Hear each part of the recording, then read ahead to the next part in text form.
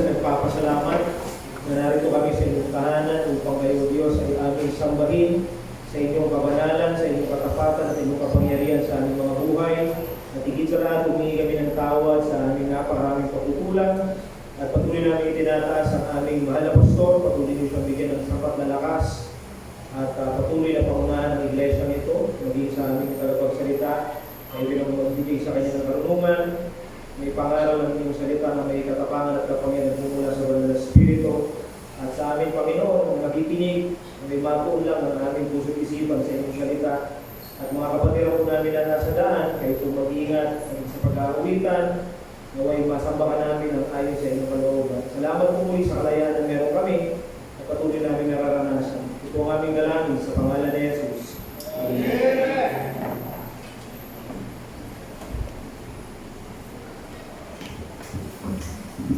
Sige po, magandang umaga po sa lahat.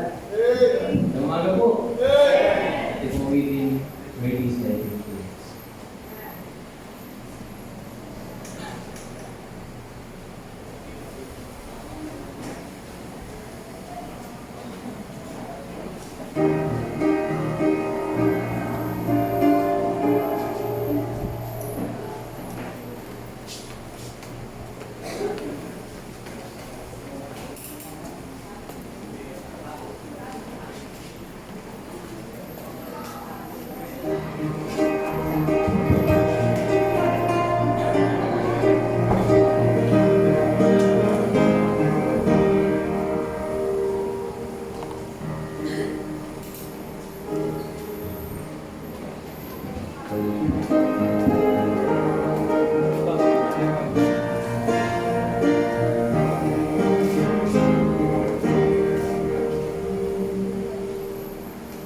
Shall we sing? Oh, say now. Praise thy faithfulness, O God, my Father. There is no shadow of turning thee. Thou changest not thy compassions, they fail not. As thou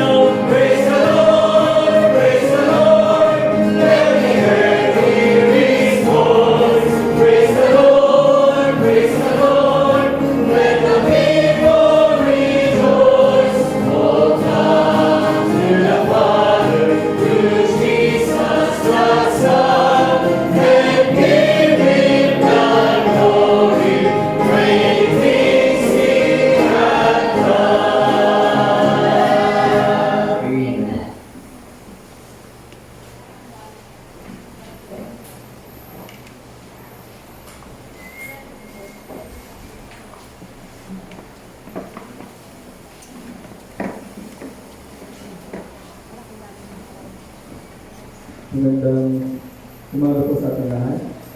Ating pumuksan ng ating mga Bible sa Amos chapter 9 verses 1 to 2.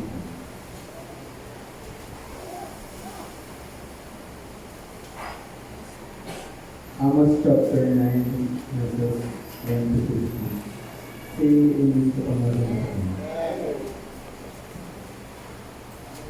Amos chapter 9 verse 1.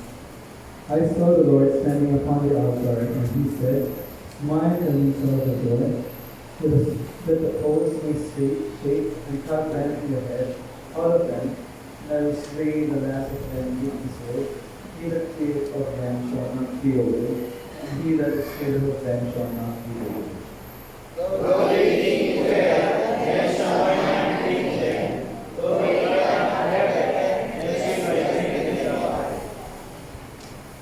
And though they hide themselves in the top of Carmel, I will search and take them out of them. And though they deviate from my side in the bottom of the sea, then shall I command the serpent, and he shall bite them.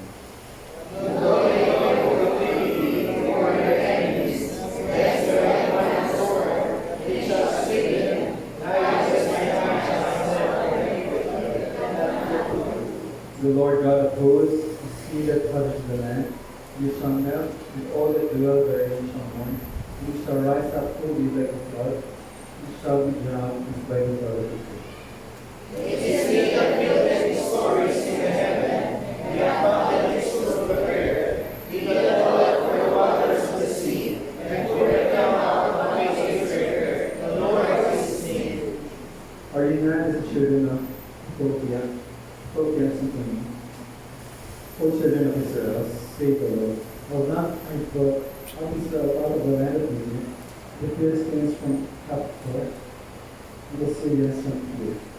Behold, I is the Lord God, thou hast seen me, thou will destroy from all peoples of the earth, saying that I will not destroy God's people, saith the Lord.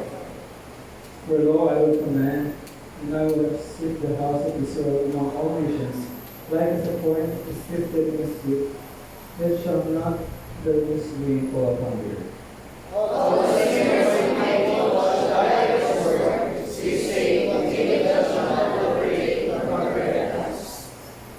In that day will I rise up the tabernacle of David that is fallen, and close up the breaches thereof, and I will raise up his ruins, and I will build it as in the days of old.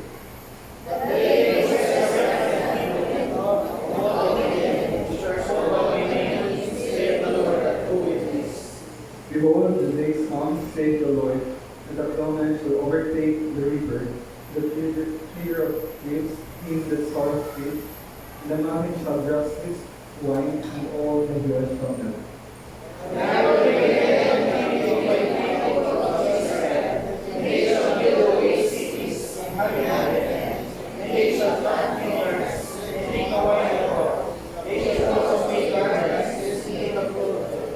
Sabay-sabay po.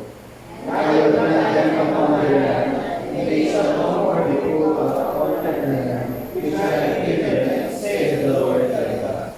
At po yung Panginoon na kilala ulit ngayon sa kasalanan sa mga pagbalas namin sa mga namin ng mga Panginoon sa mga kapatiran at sa pagkakaroon ng mga kapatiran ang mga kapatiran ng ligtas kung saan ang Panginoon sila mahabag dito sila sa ating karoon. Ito po yung kapatiran na hindi makakasama para sa inyo na ngayon po ay para sa Panginoon sa mga panahon ang salita at ang patuloy po sa aming kapatiran ng mga ang Panginoon sa ating mga pilit. Kung kalimutan lang ang isipan, kung kalimutan po namin ang buong po sa pilit.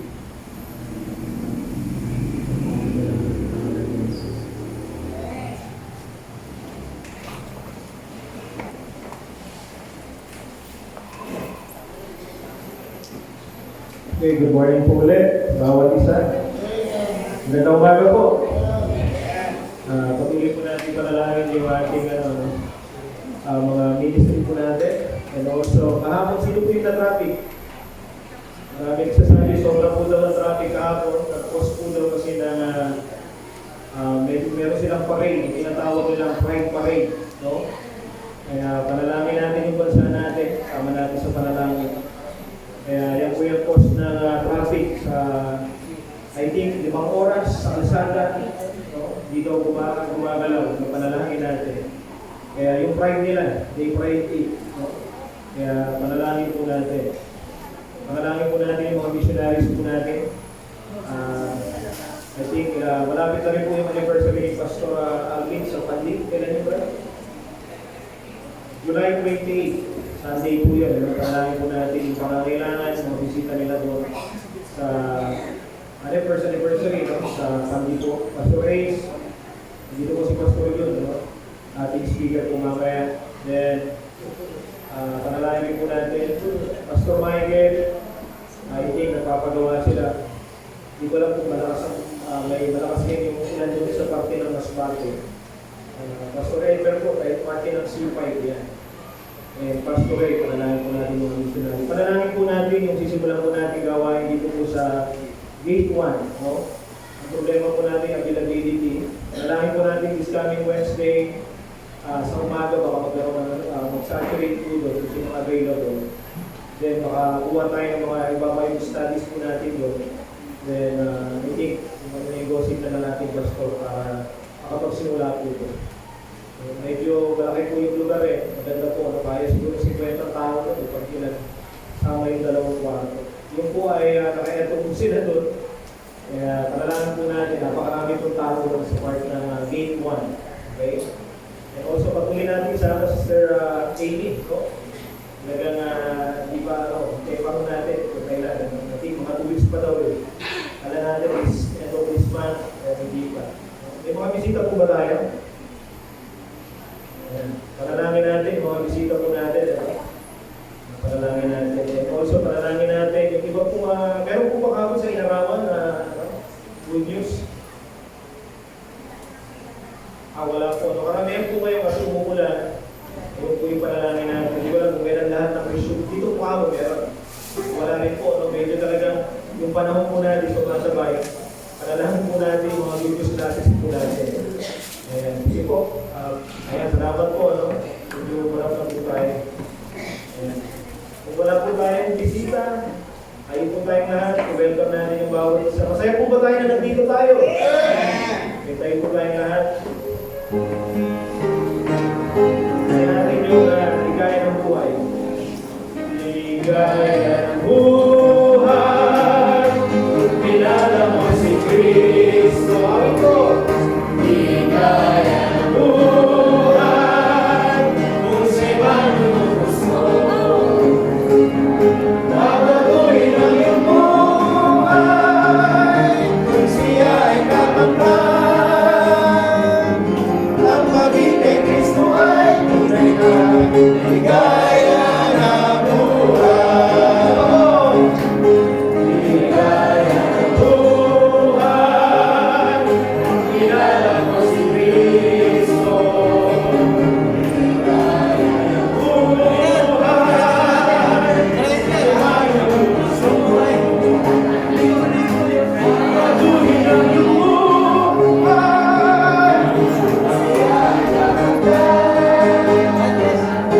Ang maging kay Kristo ay tunay na ligaya na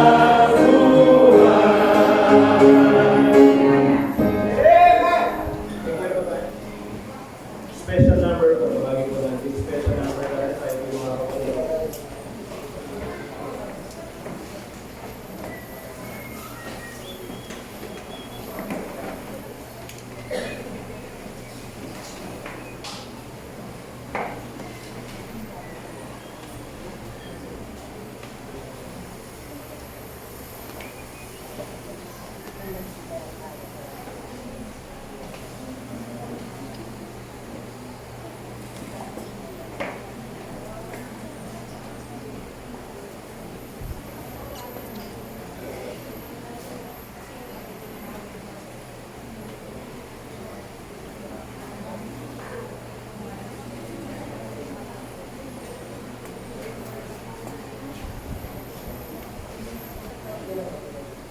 So, magandang araw sa lahat.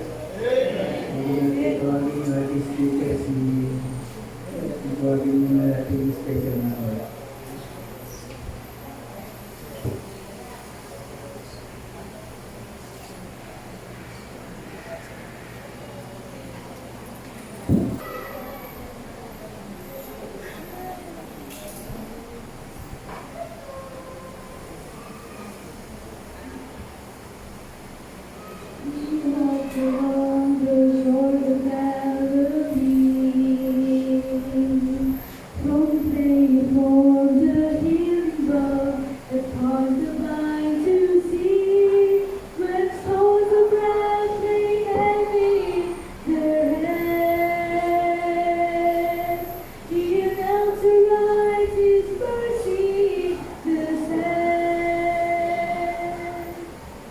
Jesus came to set the captives free.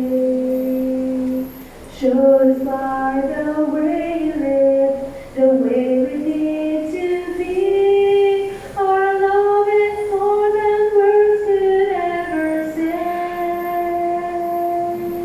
We must touch them with compassion to help them find their way. How can we reach a world we never touch?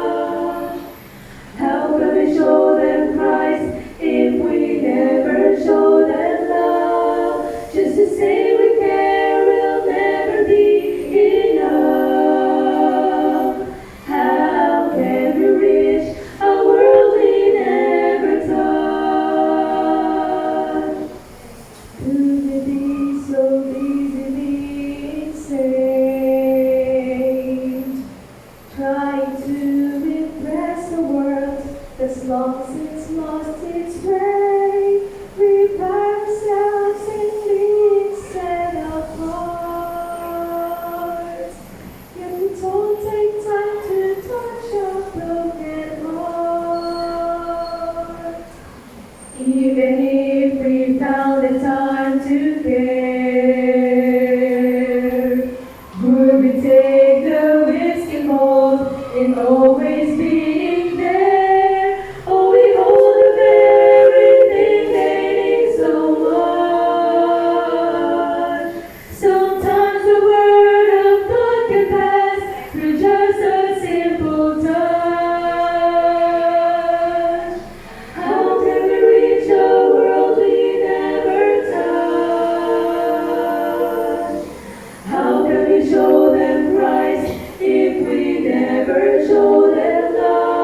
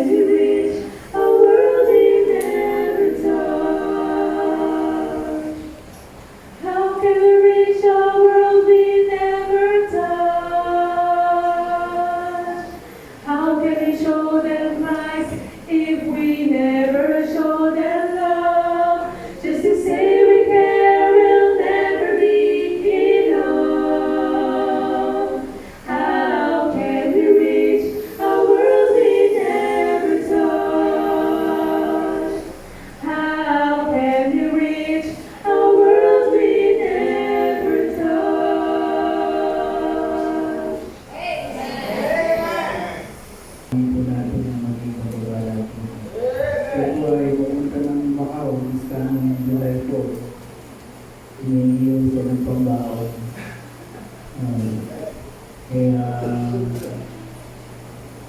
panalangin po natin kung anong kalooban ng Panginoon sa kanyang gawa. Mag-mission po sa doon. Hindi ko alam. Hindi ko alam. Kumantala na rin.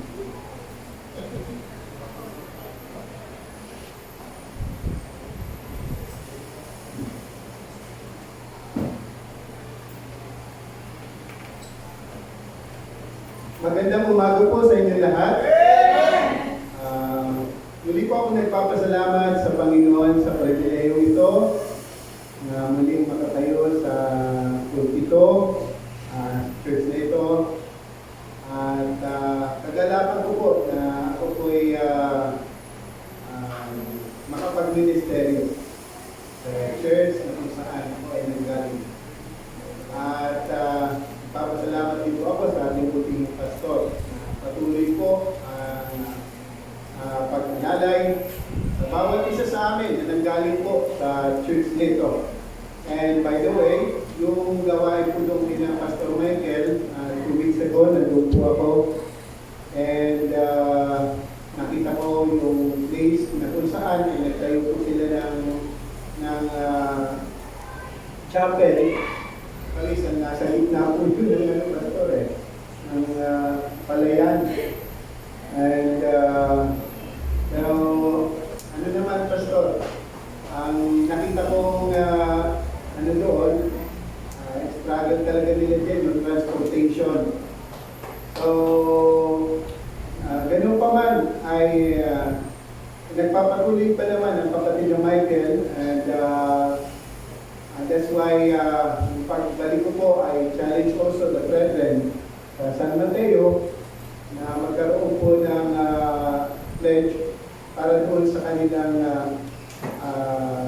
ilang mga pangangailangan, yung bubong, yung kanilang ginagawang kapilya, at the same time, tirahan na rin nila. And then, pagkakalam ko ngayon ay nilalagyan na ng yung mga dingding. Okay, so let us keep on praying, and ganun din po sa mga gawain pa natin. Sa Mateo ay Pastor Edmer, ito po ay pagpalain din ng Panginoon, gaya po ng iglesia nito. Okay, so wala po akong naghandang Pastor, and tayo po yung dadako na po sa ating pag-aaral. Ang nais ko pong ibahagi sa umagang ito, and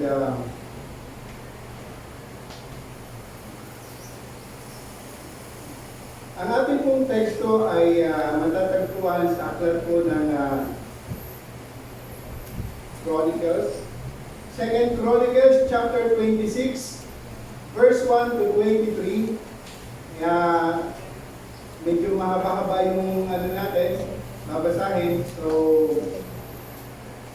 tayo po ay magsitayo. Okay, are you happy this morning? Yes! Amen. Tingnan niyo po yung katabi niyo, kung masaya.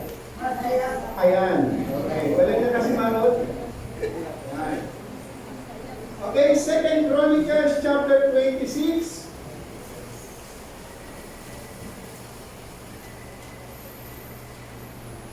Chronicles chapter 26.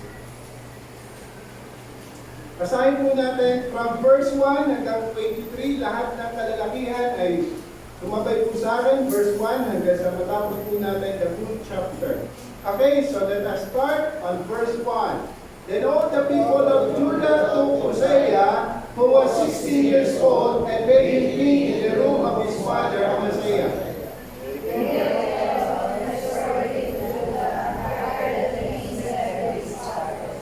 16 years old was Hosea when he began to reign, and he reigned 52 years in Jerusalem. His mother's name also was Jecoliah of Jerusalem. And he did the things that was right in the sight of the Lord, according to all his father Amaziah. And he sought God in the days of Zechariah, who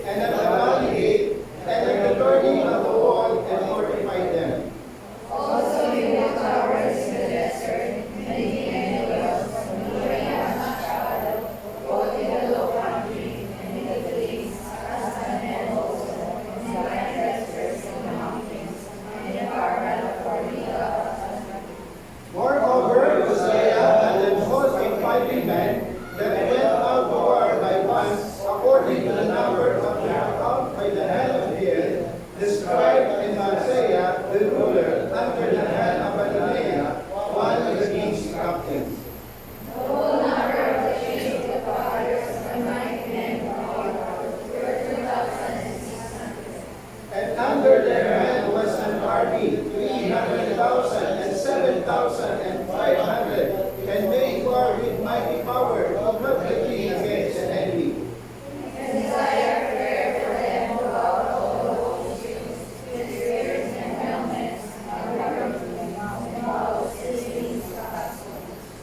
And he made in Jerusalem Indians, invented by cunning men, to be on the towers and upon the bulwarks, to shoot arrows and great stones without. And his name spread far abroad, for he was marvelously helped, till he was strong.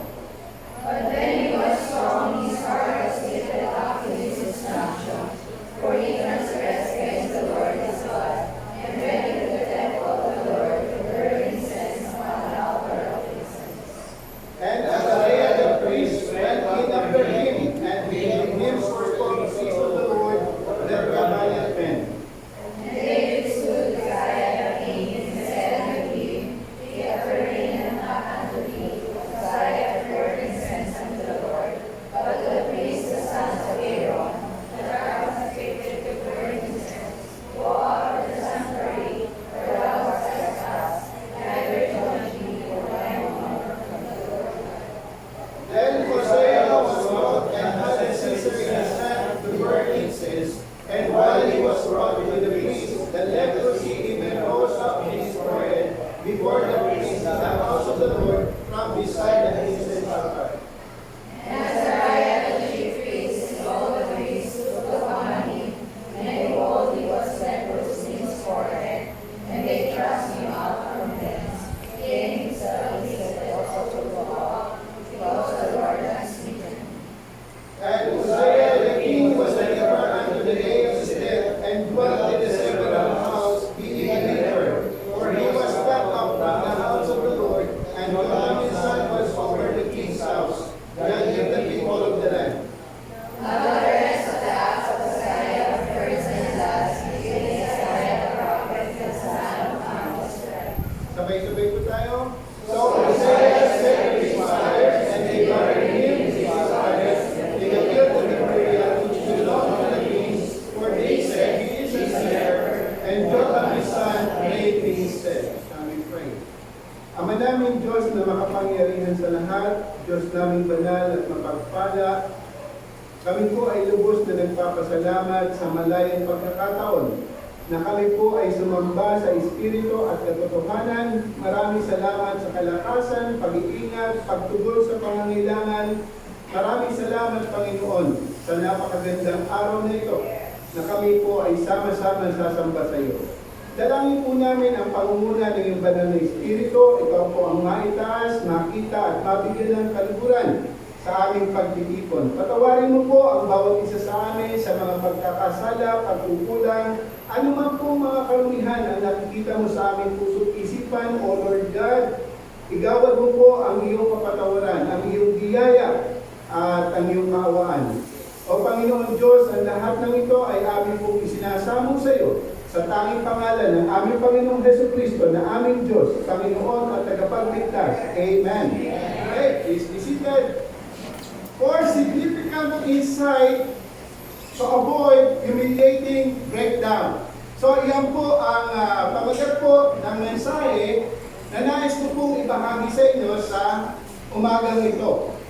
Okay? For significant insights to avoid humiliating breakdown.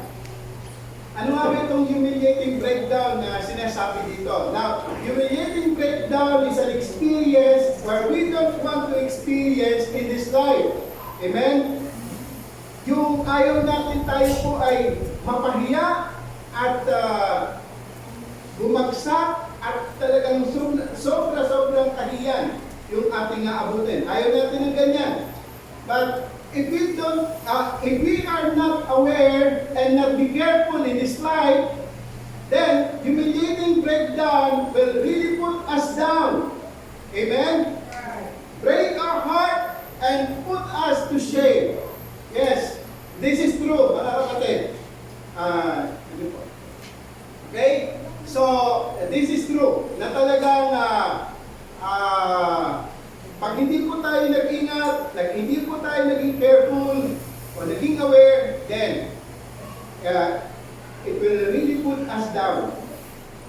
Now, there are great examples of humiliating breakdown na nangyari po dito sa banal na kasulatan. Okay, next. Meron pong pangyayari dyan. And that is the experience of King Nebuchadnezzar. Okay? So, ano po ba ang nangyari dito kay Nebuchadnezzar? On Daniel chapter 4 verse 28 to 37. Tingnan po natin, mga kapatid. Okay? Daniel chapter 4 verse 28. Daniel, book of Daniel. Natin. Isang po natin ang ating mga Bible. Okay? Next copy. Daniel na yan.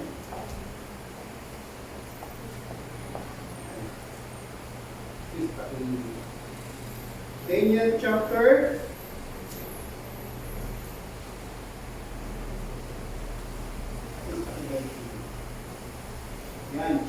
4, verse 28 to 32. Sabi mo dito, all this came upon the king of Nebuchadnezzar. At the end of 12 months, he walked in the palace of the kingdom of Babylon. The king spake and said, is not this great Babylon that I have built for the house of the kingdom by the might of my power, for the honor of my majesty? While the word was in the king's mouth, there fell a voice from heaven, saying, O King Nebuchadnezzar, to thee it is spoken, the kingdom is departed from thee, and they shall drive thee from men, and thy dwelling shall be with the beasts of the field. They shall make thee to eat grass as oxen, 7 times shall pass over thee, until thou know that the Most High ruleth in the kingdom of men, and giveth it to whomsoever he will. So mga minamahal, ito po ay isang example ng humiliating breakdown sa buhay ni King Nebuchadnezzar. Isang kilalang hari na kung saan sa isang iglap lang dahil sa kanyang pagmamalaki, pagmamataas, nandoon ang judgment ng Panginoon sa kanya, na kung saan nawala po siya sa trono. Until such time, he recognized that there is a true God that ruleth sa buong mundo. So, ganun po katindi. Kaya makita po natin mga kapatid, mga minamahal, na wala pong pwedeng ipagmalaki ang tao sa harapan ng ating Panginoon Diyos. Amen? Okay, next. The Assyrian king and Rabshakeh on the book of 2 Kings chapter 18. Matindi po ang nangyari dito. They want to invade Jerusalem. Ito pong si Rabshakeh and the Assyrian king. At talagang napakatindi ang kanilang pananakot pag-alipusta na ginawa sa hari ng Jerusalem, and that is King Hezekiah. 2 Kings chapter 18, tingnan po natin, ano po ang nangyari dito? 2 Kings chapter 18 verse 28. Then Rabshakeh stood and cried with a loud voice in the Jewish language, and spake, saying, Hear the word of the great king, the king of Assyria. Thus saith the king, Let not Hezekiah deceive you, for he shall not be able to deliver you out of his hand. Neither let Hezekiah make you trust in the Lord, saying, The Lord will surely deliver us, and this city shall not be delivered into the hand of the king of Assyria. So, sa ganyang paraan, inalipusta ni Rabshakeh ang hari ng Jerusalem na walang iba kundi si Hezekiah. At makita po natin dito at the end, yung kanilang pagnanais na ma-invade yung kaharian ni Hezekiah, hindi po nangyari. Hindi man lang sila nakatungtong sa lugar na kung saan nandoon po ang kaharian ni Hezekiah. Dahil along the way, sila mismo, yung Assyrian soldiers, nag-away-away. Sila yung nagpatayan. And then at the end, yung hari po ng Assyrian, umuwi na lang sa kanilang tahanan. At habang siya po ay sumasamba sa kanyang Diyos-Diyosan, pinatay siya ng kanyang 2 anak. Sa ganung paraan, ibinagsak ng Panginoon ang kayabangan ng mga tao ito. Herod the king. Next. On Acts chapter 12. Acts chapter 12. Tingnan po natin, mga kapatid. Maganda po yung nagbubukas po tayo ng Bible at tinitingnan po natin, sinusundan po natin at magiging blessing po ito sa atin. Book of Acts chapter 12. Book of Acts chapter 12 verse 21 and 23. Ay sabi po dito, and upon a set day, Herod, arrayed in royal apparel, sat upon his throne and made an oration unto them. And the people gave a shout, saying, It is the voice of a God, and not of a man.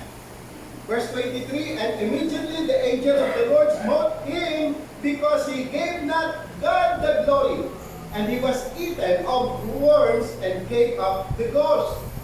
Mga kapatid, eto naman po yung hari si Herod, habang siya'y nagtatalumpati, hangang-hanga ang mga tao, at sila po'y para bagang itinuturing nila na ang nagsasalita ay isang Diyos. And look what happened. Okay? Siya po ay pinatay. The angel of the Lord smote him because he gave not God the glory, and he was eaten of worms and gave up the ghost. So on the spot, mga minamahal, sapagkat hindi niya ibinigay ang kaluwalhatian sa ating Panginoon Diyos. Amen? Next. Ito.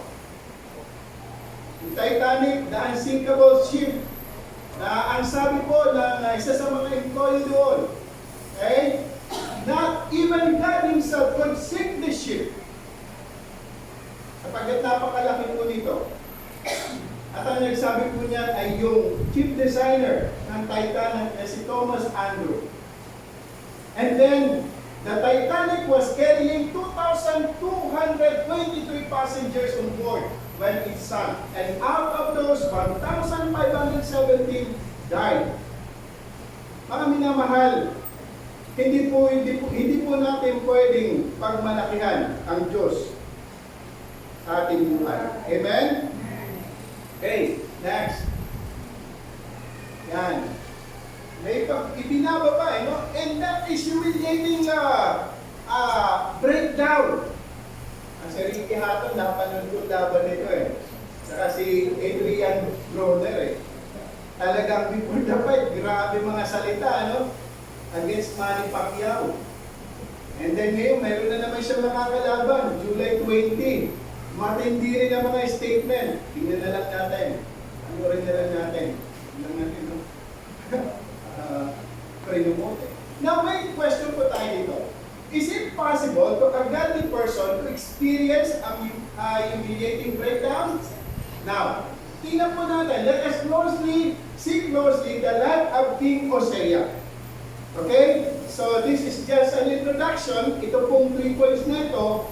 And again, our topic is 4 significant insight to avoid humiliating breakdown. Now, there are 3 things about the life of King Hosea na titingnan po natin.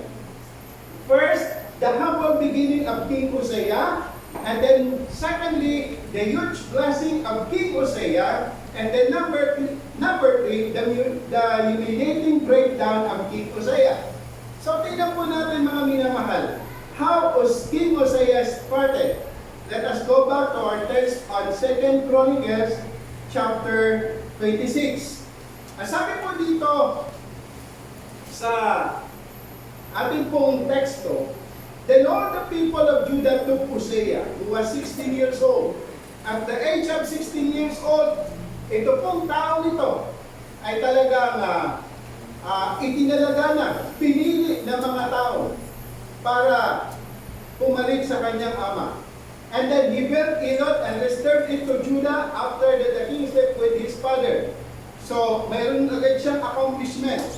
Verse 3, 16 years old was Hosea when he began to reign, and he reigned 52 years in Jerusalem.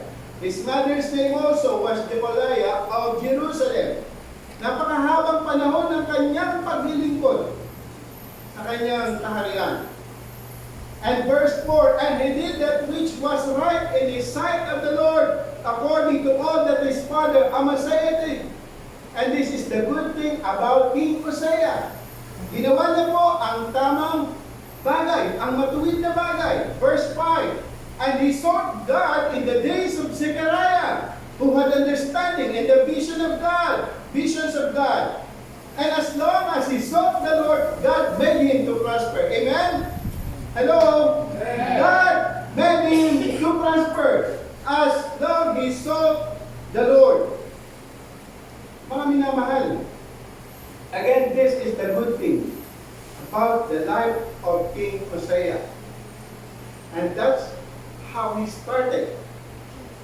So, pinagpapala siya. No? Yung habang hinahanap niya ang Panginoon sa kanyang buhay, ang kalooban ng Panginoon sa kanyang buhay. And then look what happened. Tingnan po natin yung huge blessing of King Hosea. Ang napakalawak na pagpapala sa buhay ng taong ito. Verse 6, and he went forth and warred against the Philistines, and brake down the wall of God, and the wall of Jabneh, and the wall of Ashdod, and built cities around Ashdod and among the Philistines. And God helped him against the Philistines and against the Arabians that dwelt in Gurbaal and the Mehunims. So, ibig sabihin, ito pong taong ito ay naging victorious sa kanyang mga laban. Na kung saan siya po ay naging matagumpay sa bawat labanan na kanilang pinagdaanan. Verse 7, and God helped him against the Philistines and against the Arabians. Then verse 8, the Ammonites gave gifts to Hosea. Kalaban po nila ang Ammonites. But during this time, mga kapatid, hello, are you with me? During that time, ang Ammonites ay nagbibigay ng kaloob or gifts sa kay King Hosea. And then, look what happened. And his name spread abroad even to the entering of Egypt, for he strengthened himself exceedingly. Naging bantog ng kanyang pangalan. Kilalang kilala. Verse 10, and he built towers in the desert and dig many wells. For he had much cattle both in the low country and in the plains, husbandmen also the vine dressers in the mountains, and in Carmel, for he loved husbandry. So, mga minamahal, marami siyang mga accomplishment na ipagawa at nakapag-hukay sila ng mga bubon. Tama ba yung bubon? Balon. Okay? Na kung saan napakahalaga sa kanila ng tubig sa panahon na yan. And ano pa po ang makikita natin dito pagpapala sa buhay ni King Hosea? Verse 11, moreover, Hosea had an host of fighting men that went out to war by bands according to the number of their account by the hand of Jael, the scribe, and Maaseiah, the ruler, under the hand of Ananiah, one of the king's captains. So, meron po siyang mga mandirigma at hindi po basta-basta ang kanyang mga sundalo. Okay? The whole number of the chief of the fathers of the mighty men of the Lord were 2,600. Mighty men of the Lord. Talaga po sa mga special forces ito. Talaga ito yung mga grupo ng mga mandirigma na patay kung patay. Okay? And under their hand was an army 300,000 and 7,500, and they were with mighty power to help the king against the enemy. Mga kapatid, nandoon sila just to help the king against this enemy, yung mga kalaban ng hari. So, ganun po katindi ang commitment ng mga mandirigmang ito. And Hosea prepared for them throughout the host shields and spears and helmets and habergeons and bows and slings to cast stones. Now, ito po mga kagamitang pandigma na binanggit dito. During that time, ito yung mga advanced weapons, okay, na nagagamit ng panahon na yan. Pero siyempre, kung sa ngayon natin gagamitin yan, wala na yan. Diba? Alam naman po natin ngayon ang sistema ng labanan sa digmaan. Now, verse 15, and he made in Jerusalem angels, invented by cunning men, to be on the towers and upon the bulwarks, to shoot arrows and great stones with them. And his name spread far abroad, for he was marvelously helped till he was strong. So, what I would say on this king, siya po ay mayaman, siya ay makapangyarihan, siya po ay bantog, siya ay kilala, at malakas. Sabi dito, that he was strong. And that's the huge blessings of King Hosea. And then the third point, the humiliating breakdown of King Hosea. Verse 16, but when he was strong, his heart was lifted up to his destruction. For he transgressed against the Lord his God, and went into the temple of the Lord, to burn incense upon the altar of incense. Mga minamahal, ano ang problema na ni King Hosea sa verse na ito? Ha? Ano ang kanyang problema? Ano naging problema sa mga panahon na yan? Sabi dito, when he was strong, his heart was lifted up. Okay? Nandun na yung pagmamataas, yung pagmamayabang. Okay? His heart was lifted up to his destruction. At ano po ang manifestation ng kanyang kayabangan? Pumunta po siya sa templo at siya po ay nag-alay ng insenso. Na kung saan ang gawain niyan ay gawain ng priest, na mga anak ni Aaron. Subalit, binaliwala niya ang rules na yon, ginawa niya yung gusto niya. So, ano po ang ginawa ni Azariah, the priest? Verse 17. And Azariah the priest went in after him, and with him fourscore priests of the Lord that were valiant men. And they withstood Hosea the king, and said unto him, it pertaineth not unto thee, Hosea, to burn incense unto the Lord, but to the priests, the sons of Aaron, that are consecrated to burn incense. Go out of the sanctuary, for thou hast trespassed, neither shall it be for thine honor from the Lord God. He was confronted by the man of God. Okay? They withstood Hosea. Now, ano po ang naging reaksyon ng haring ito? Verse 19, and Hosea was wroth and had set a censer in his hand to burn incense, and while he was wroth with the priest, the leprosy even rose up in his forehead before the priest in the house of the Lord from beside the incense altar. So, when he was confronted, mga minamahal, ito yung kanyang naging attitude. Hosea was wrong. Nagngingit siya sa galit. Okay? Minsan, kaya ang hirap minsan ng katatayuan ba ng pastor. Yung, sinasabi mo ang totoo, okay? Magagalit sa iyo yung tao. Diba? But, praise God, meron pong men of God na tumatayo sa katotohanan. May banal na tapang, hindi po nagtapang-tapangan. To withstood Hosea, the king. So, look what happened. When he was wroth, sabi ng Bible, the leprosy even rose up in his forehead before the priest in the house of the Lord. On the spot, judgment agad ang Panginoon. Okay? And Azariah the priest the chief priest and all the priests looked upon him, and behold, he was leprous in his forehead. And they thrust him out from thence. Pinagtabuyan siya. Yea, himself hasted also to go out, because the Lord had smitten him. Siya mismo, nagmamadali po siyang lumabas sa templo sapagkat alam niya na ang Panginoon ang sumakop sa kanya. Sumakop o pumalo. Ayan. Pinalo siya ng Panginoon dito eh. Amen po ba? And Hosea the king was a leper unto the day of his death. And this is the sad story of King Hosea. Okay? He started right, godly, at the end, we could see what happened to him. Okay? So, hanggang sa ito ay kanya na lang kinamatayan. At ang sabi pa dito, I dwelt in a several house being a leper, for he was cut off from the house of the Lord. So, masakit para sa kanya ang bagay nito.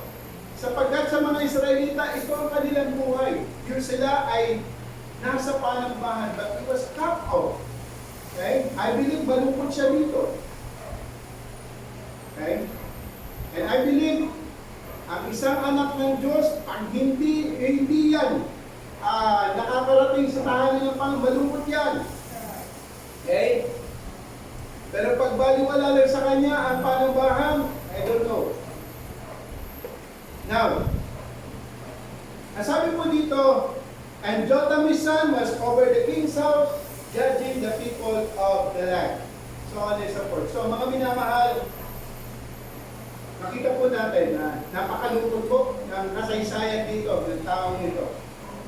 Na kung saan ibinaba siya ng Panginoon, and this is humiliating breakdown. Ngayon po, ano po ba ang, okay, ang dapat natin i-consider, okay, to avoid humiliating breakdown. Okay, so, significant insight to avoid humiliating breakdown.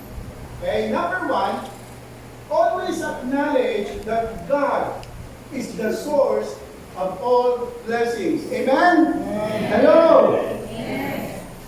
Sabayin nga po natin, basahin po natin, let us read. Always acknowledge that God is the source of all blessings. Amen po ba? Kung may mga pagpapala po tayong dumating sa ating buhay, acknowledge natin ang Panginoon, ang source ng blessing na yan. Amen? Lalo na kung iyan ay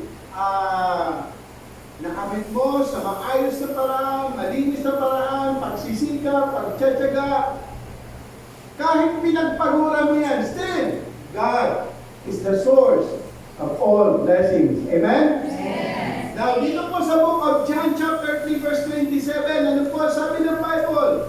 John chapter 3 verse 27.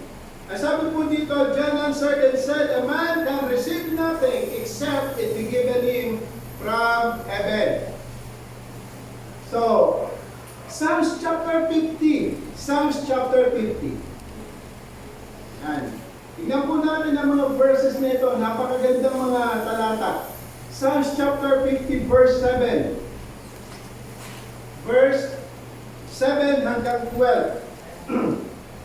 Ang sabi po dito, oh, hear, O my people, and I will speak, O Israel. And I will testify against thee, I am God, even thy God. Sino po nagsasalita? Sino po nagsasalita? Sabi niya, I am God, even thy God.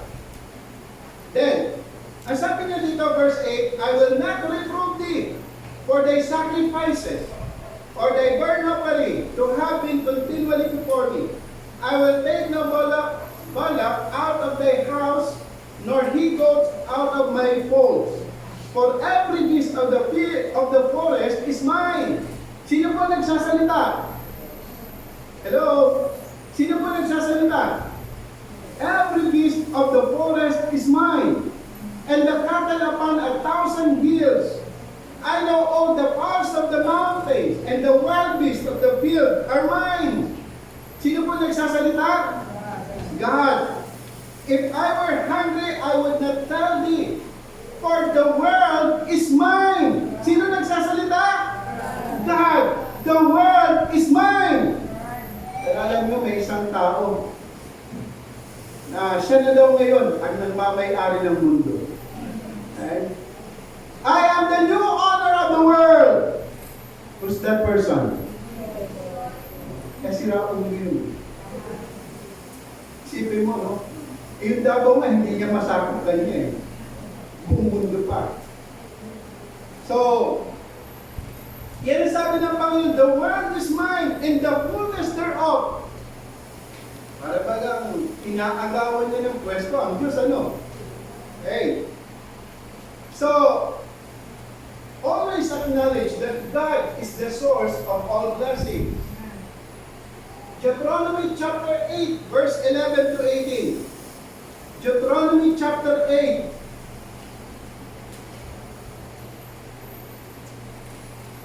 Mga kapatid, napakaganda po ng mga verses nito. Okay? Ito po ay ating ninamnam, meditate, memorize, blessing po ito sa atin. Deuteronomy chapter 8, verse 11. Beware that thou forget not the Lord thy God, in not keeping his commandment and his judgment and his statutes which I commanded this day. Lest when thou hast eaten and art full and hast filled goodly houses and dwelt therein, and when thy herd and thy flocks multiply, and thy silver and thy gold is multiplied, and all thou hast is multiplied, then thine heart be lifted up, and thou forget the Lord thy God, which brought thee forth out of the land of Egypt from the house of bondage. Verse 18. But thou shalt remember the Lord thy God, for it is he that giveth thee power to get wealth, that he may establish his covenant, which is swear unto thy fathers as it is this day. Amen? It is he that giveth us power to get wealth. Always acknowledge that God is the source of all blessings. Amen? Kasi pagka ina-acknowledge namin na ang lahat ay pinagkatiwala lang ng Diyos sa atin, hindi atin ang mga bagay na pinapangkilit natin, hindi tayo magmamalaki. Amen? At hindi tayo magkakait sa gawain ng Panginoon. Hello?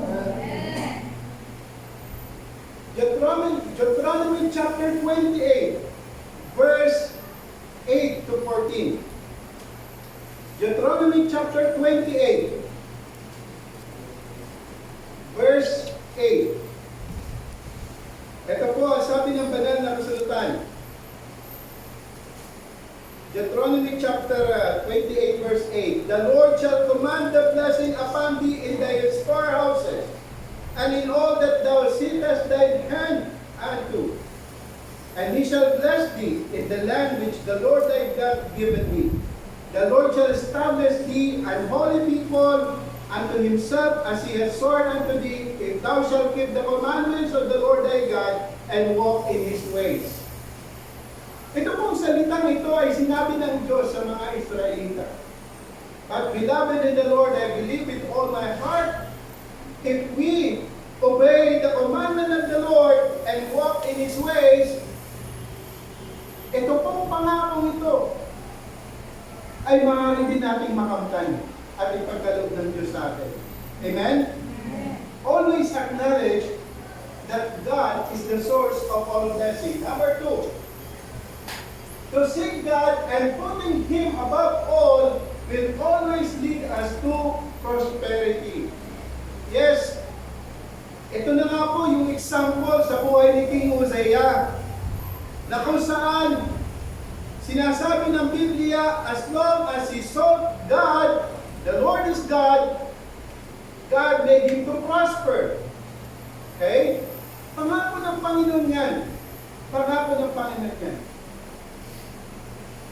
So, iyan ang Iyan ay katotohanan na mangyayari sa bawat isa, na hinahanap niya ang kalooban ng Diyos sa kanyang buhay at sinusunod ang kalooban ng Panginoon. I remember the word of my teacher during my college years in seminary. Wala nang sasaya sa isang tao na nakakilala sa Diyos. Alam ang kalooban ng Diyos at ginagawa ang kalooban ng Diyos. Seek God and put Him above all. Okay? And it will always be less to prosperity. The woman ng sarapan, makita po natin na talaga dahil sa kanyang pananalig sa Panginoon at the command of the man of God, ibinigay niya yung request ng man of God. Okay? To feed him first. Then what happened to that woman and his son? Sila'y kumain ng maayos sa panahon ng tagutom. Okay? Seek God and put Him above all. Ang prinsipyo ng Bible hindi po nagbabago. Seek ye first the kingdom of God and His righteousness, and all these things shall be added unto you. Amen? May problema ka man, may mga struggle ka man, patuloy natin unahin ang Panginoon. Okay? Hindi yung pagkatayo po ay may suliranin, Lord, tigil mo na po ako. Okay? Patuloy mo unahin ang Diyos natin, ang Diyos sa ating buhay. Then, the Lord will bless us. Next. Okay? Self-will, stubbornness, and pride will always put us down and distraction. Amen? You see the picture? Mga kapatid? Hello? Nakikita niyo yan?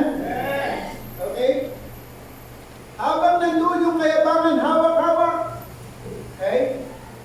Pag hindi niya binitawan yan, talagang kapahamakan ang kanyang patutunguhan. Proverbs chapter 11 verse 2. Proverbs chapter 11 verse 2. Ano po ang sabi ng Bible? Proverbs chapter 11 verse 2. Ang sabi po dito, when pride cometh, then cometh shame. Yan. Pagka yung yabang nandito na sa ating puso, then kahihiyan ang ating aabutin. But with the lowly is wisdom. Proverbs chapter 16 verse 18. Proverbs chapter 16 verse 18. Ano po sabi ng Bible? Pride goeth before destruction. Pride goeth before destruction. Okay.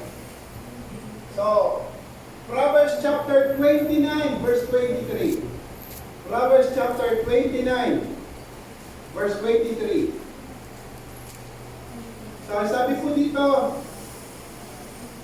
a man's pride shall bring him low, but honor shall uphold the humble in spirit. Amen? Self-will, stubbornness, and pride. Sa ating po mga kabataan na narito, mga young people. Okay? If you walk on your own way and will, hindi doon sa ways and will ng Panginoon, it will lead you to destruction. Okay? Then number 4. We are free. We are free to choose what we want to do. Amen? Yes, you can do what you want. Okay? You are free. But we are not free from the consequences of our choice. Hello? Amen ba? Do you agree? Yes. We are free to choose what we want to do, but we are not free from the consequences of our choice. Ang pinili ni Kun Hosea, magalit siya sa man of God. And the consequences, diba? Palagi ko nababanggit ito yung comparison between King Hosea and King David. Okay? Both of them, they committed sin. Both of them, they were confronted by the man of God. Ang kaibahan nila, yung response doon sa confrontation na ginawa ng man of God. Si David, when he was confronted by Prophet Nathan, makita po natin, yung muna medyo parang ano ba, no? Denial eh. Pero nung tinambok ng man of God yung problema, makita po natin, he repented of his sin. He humbled himself before God and to the man of God. But King Hosea, when he was confronted, sabi ng Bible, he was brought with the priest. Ayun. At sino po ang bumato? Sino ang bumato sa kanya? Ang Panginoon. Amen? Ang Panginoon. Okay? So, Galatians chapter 6 verse 7. Ano po sabi po ng Galatians chapter 6 verse 7?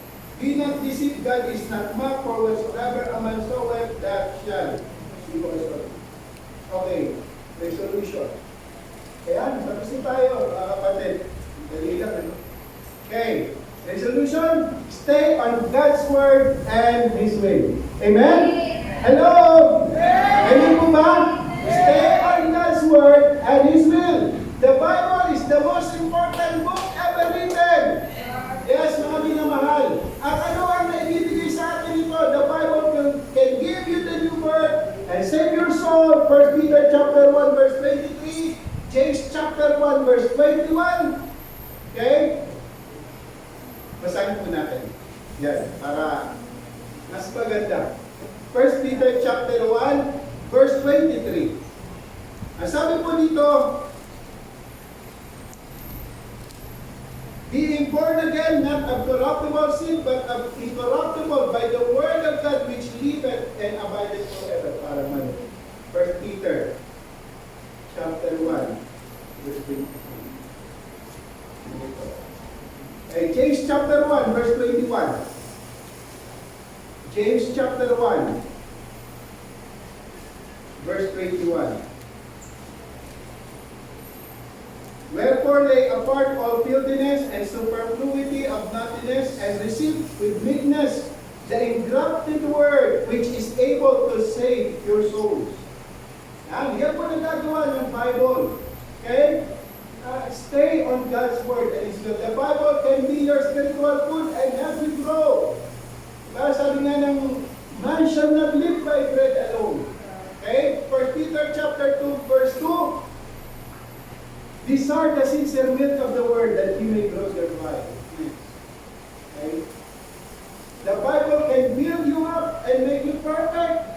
Acts chapter 20, verse 32. And 2 Timothy chapter 3, verse 16 to 17. We know where the word of God is profitable. It is profitable for reproof, for correction, so on and so forth, that the man of God may be perfect and thoroughly furnished unto all good works. Then the Bible can make you clean and spiritually pure. Ang sabi po ng Psalms 119 verse 9, how can a young man cleanse his way? By taking heed thereto according to thy word. Then Psalms chapter 119 verse 11. Okay? There. Thy word have I hid in my heart that I may not sin against. The Bible can be your shield and weapon against God's enemies. So, mga minamahal, kaya kahit gaano man tayo pabisi, kahit gaano man tayo, ano ba, still, take time to read the Word of God. Meditate the Word of God. Memorize the Word of God. Okay? Alam niyo, ayaw ng laman natin yan. Amen? Ayaw ng laman natin yan. Kasi gusto ng laman natin yung manood, yung mga bagay na ano. So, pero pagdating sa Word of God and prayer, Ayaw na naman natin yan. Okay? The Bible can be your shield. And then the Bible can be your guide to success and spiritual journey. Joshua 1:18 in Psalms 119 and 105. Okay? Then number 7, the Bible can give you peace and spiritual stability. Okay? Great peace have they which love thy law, and nothing shall offend them. Amen? Para hindi tayo magkaroon ng appendicitis, sakit ng appendicitis. Hello? Love the Word of God. Okay? Great peace have they which love the Word. If we are to build a strong Christian life, we must build it upon the sure foundation of the Word of God. Okay, last. Ayun. Ayan. Stop self-gratification. Ayan. Stop self-gratification. Yung itinatas natin ang ating sarili. Gusto natin tayo yung bida, tayo ang makita. Stop self-gratification. Jeremiah chapter 9. Jeremiah chapter 9, verse 23 to 24. Jeremiah chapter 9.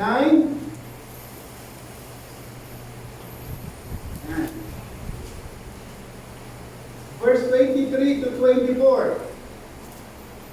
Sabi po dito, thus saith the Lord, let not the wise man glory in his wisdom, neither let the mighty man glory in his might, let not the rich man glory in his riches, but let him that glorieth glory in this, that he understandeth and knoweth me, that I am the Lord which exercise loving kindness, judgment, and righteousness in the earth. For in these things I delight, saith the Lord. Amen? Matthew chapter 23, verse 12. Matthew chapter 23, verse 12.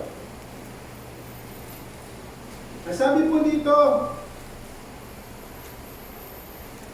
and whosoever shall exalt himself shall be abased, and he that shall humble himself shall be exalted. Amen? Now, alam niyo po, one thing that I learned and talagang put it into my heart, yung salitang in the ministry, okay, no one is indispensable in the work of the Lord. No one is indispensable in the sight of God. Walang okay? So, kaya, we have no choice but to humble ourselves in the sight of God. Amen? And keep on glorifying Him, not ourselves. Okay? When we give something unto the Lord, give it unto the Lord. Amen? Not for anything else. Ano ang bagay na ginagawa natin para sa Panginoon? Okay? Nagbigay ka ng tanging bilang, to God be the glory. Okay? Alam niyo po, sa ating pong gawain sa San Mateo, palagi na lang ako nagagastusan dyan sa church na yan. Wala naman namimili sa iyong magbigay. Okay? Kaya yun ang problema, pagka yung giving natin hindi tama yung motibo. But if we do something for the Lord's glory, marami na mahal. You will see the blessing of the Lord. Amen? Nakikita po natin yung pagpapala ng Panginoon. Okay? So, then, number 3. Sincerely repent of your sins. Don't blame your failures to others. Amen? Katulad po nito, wala pwedeng ibang sisihin dito eh. Bakit nangyari kay Hosea ito eh? Okay? But something to say, some people, if they fail, naghahanap siya kung sino sisisihin. Diba? At minsan, pastor, nasisisi pa. Hello? Are you with me? Tingnan po natin. Ito, last na po tayo. Si Judas, meron po siyang best pastor. Meron po siyang best leader. Meron po siyang best advisor. Meron siyang best counselor. Yet, he failed. The problem is not the leadership of the church you go to. If your attitude or character doesn't change, or your heart doesn't transform, you will always be the same. Amen? Kaya mga kapatid, be responsible sa lahat ng bagay na ating pong ginagawa. And then blame others in your failure. Amen? So, again, these are the things na dapat po natin gawin, mga minamahal, to avoid humiliating breakdown. I hope and I pray na until the end, ay masumpungan tayo ng Panginoon ng tapat na naglilingkod, masaya, at nagpapakumbaba sa Panginoon. Amen? God bless us all.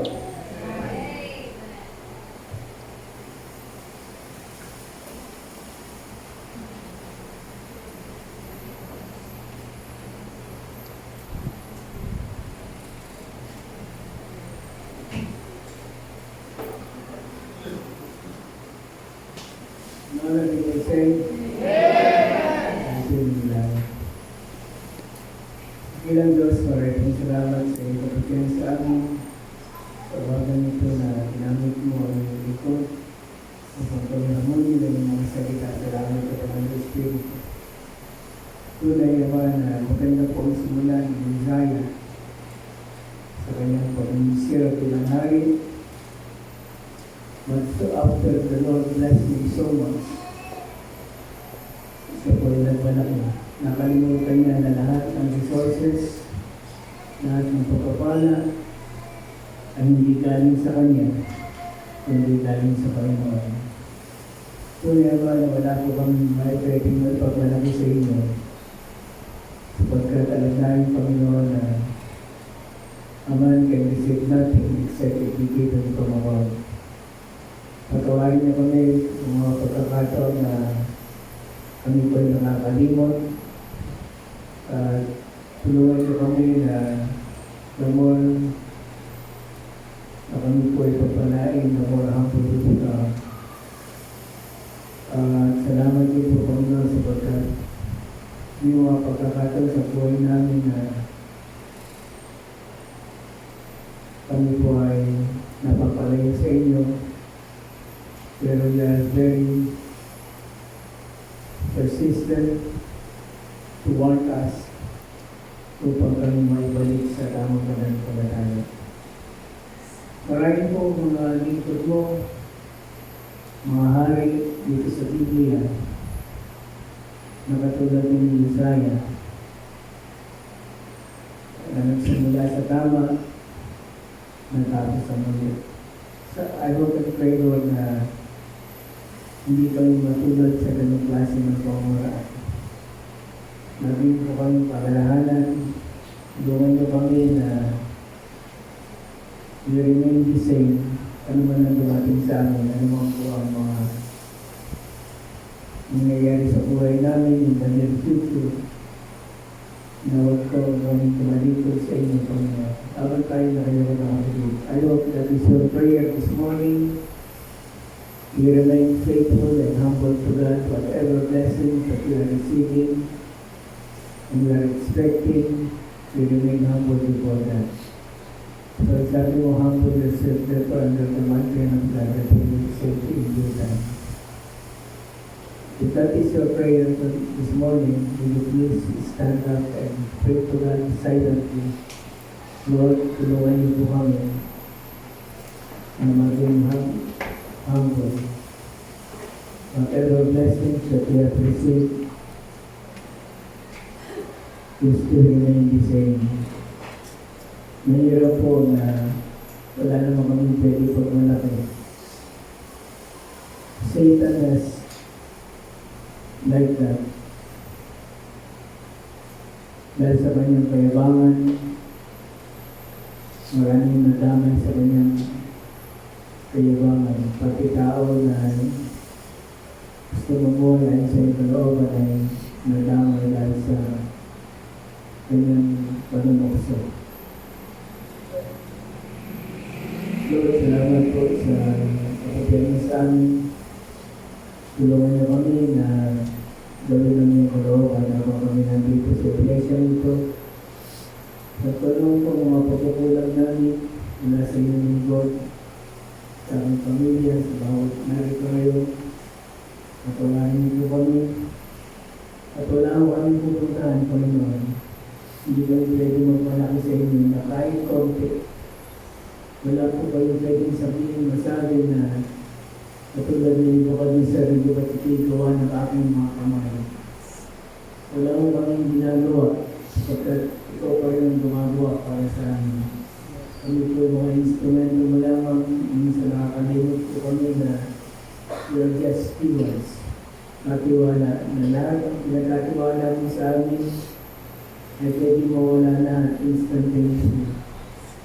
Hindi ko yung alam na minsan at nakakalimot po kami doon. Akala namin eternal po yung pagpapala.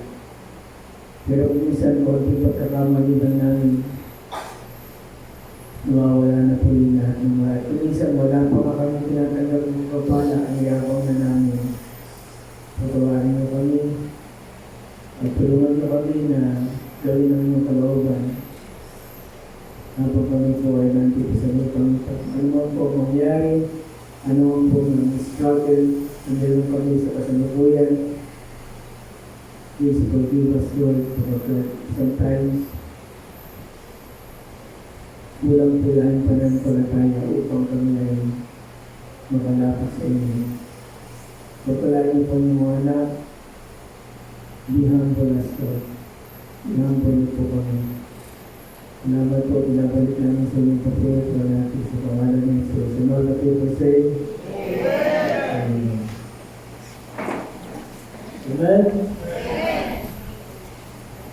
Alala ko yung mensahe na pinagdati ni Pastor Costa. Nandito pa sa aking notes yung mensahe. Kaya muli napapala tayo. Panalangin din natin yung gawain sa Mateo, talagang kailangan nila ng property. Kaya si Pastor Jun, ginagawa ang lahat. Minsan, nag-business siya para lang matugunan yung pangailangan dito. Tayo naman po dito ay patuloy na maalala sa kanila. Kahit pang-upan ng bahay nila, makatulong tayo. Panalangin din natin yung gawain sa pandi. Pasaraan sila tayo mag-celebrate ang kanilang anniversary sa July 27 and 28. Kaya, pero panalangin natin na maging maganda rin yung panahon. Okay, tawagin po natin mga ate. Let's give a good offering for our speaker this morning. Amen? Amen? Amen! Kaya,